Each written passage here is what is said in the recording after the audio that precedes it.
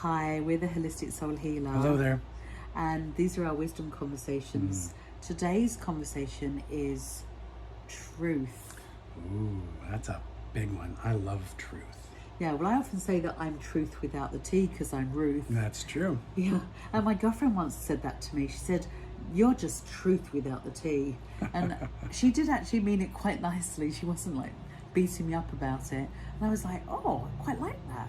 Yeah, there's a number of different ways to look at truth. One of the ways that we continue to point out is that when you move through your life and you've brought something into knowingness, that you're creating a truth. The other aspect is in communication. We have vowed between the two of us that we will always communicate truth. We will, because when you're caught in a fabrication or a lie or any of that, it's so much more difficult to put that forth, and it gets sticky. It's just not clean.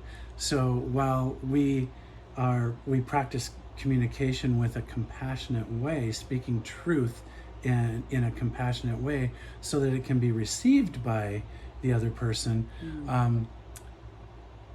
even though we may not like receiving the other's truth, it's always good to take a look at it to affect change and to grow from it. So there are universal truths, laws of attraction truths, and there are personal truths, and there are community truths. That's true. And there are historic truths, and there are future truths that are being created every day in the present. So have a look at what your truth is, what the truth is of your family, of your lineage, of your ancestry, of what you believe to be true that may not be true.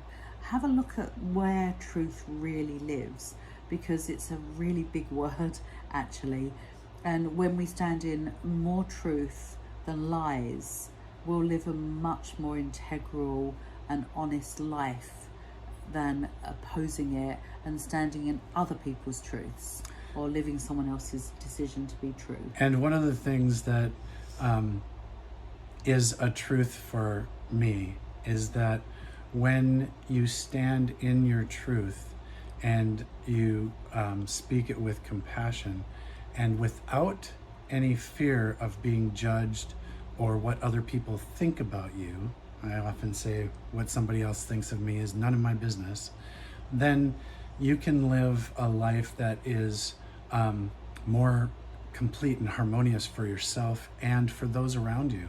Yes, and truths that you speak that are not diminishing of others. Yes. That really matters.